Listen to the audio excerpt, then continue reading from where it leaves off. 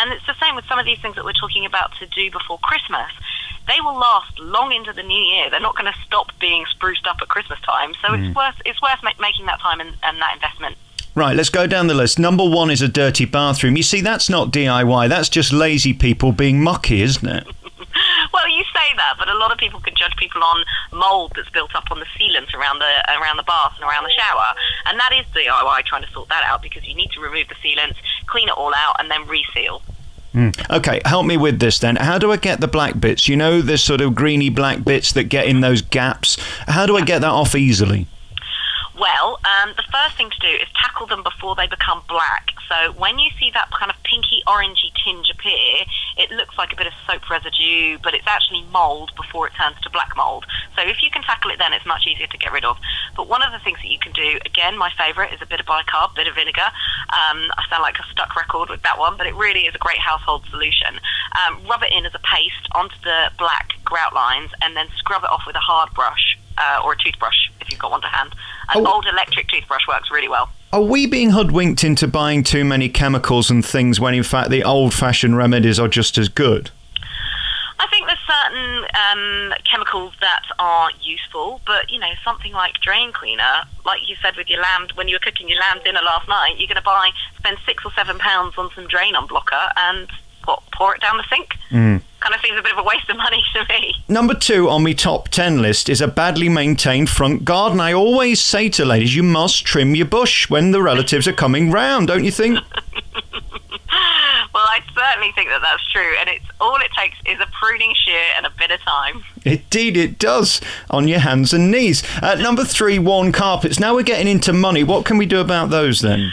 So worn carpets, you know, a lot of people think that their carpets need to be replaced, but actually if you just hire a carpet steam cleaner from one of your local hardware stores or a local tool hire station, you can bring your carpets up really, really well.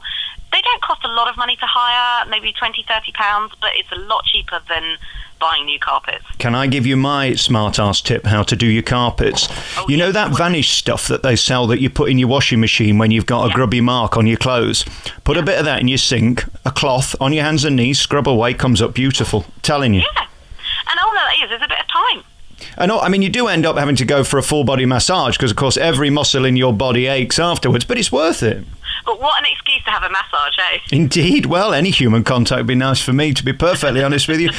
Peeling wallpaper. Now, are we just talking sort of sellotape over that? How we sorting that one out? Well, you could strategically place a Christmas banner or some bunting over that, couldn't you? But actually, that's also a really Sorry, easy thing. I'm going to have to interrupt you, Joe. That's very common, what you just said. We don't do banners and bunting in my house. Good Lord. Well, at Christmas time, a lot of people like those maybe more tacky decorations. Oh dear, you're inferring these are people in the north, aren't you?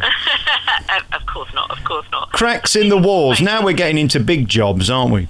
Cracks in the walls? It depends on the size of the crack and why it's there, but hairline cracks and holes where you've had, picture hooks removed, they're really, really simple to fix. You can use the new product by Polycell, Tough Little Polyfiller. You don't even need any tools for that, and it only takes 5 minutes to cover over a crack.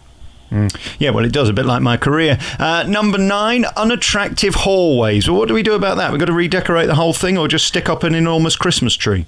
I think maybe stick up an enormous Christmas tree, but things unattractive hallways can come down to them being full of muddy, welly boots at this time of year, lots of big bulky jackets, so maybe just hide those things away in a bedroom while you've got guests coming round. Isn't most of this about clutter as well? You just got to declutter. I walk in people's houses and I'm amazed at the piles. I mean, do you have piles in your house? Oh, unfortunately, I do have piles and piles of clutter in my house, and I try my best to keep on top of it, but it's not always easy. We live in a world where we have a lot of stuff, don't we? And finally, number 10 is the scuff marks on the walls. Well, there's no excuse for that. That's just common, isn't it? Yeah, but it happens, especially in hallways, bikes coming in and out, and, buggies, things like that, and they're really easy to fix with a bit of bleach and a scouring pad. Yeah, well, they should be ashamed of themselves if they've got scuffs on the walls. How dare they? You can find out more by going to polycell.co.uk for more information on the top 10 things that Brits will judge other people's homes on at Christmas. It's a mouthy line to say. Basically, what we've learnt is you need to get on your hands and knees and do a lot of unscrewing, and it'll all sort itself out. That's the advice from Joe Behari. Really lovely talking to you. Thank you so much for your time.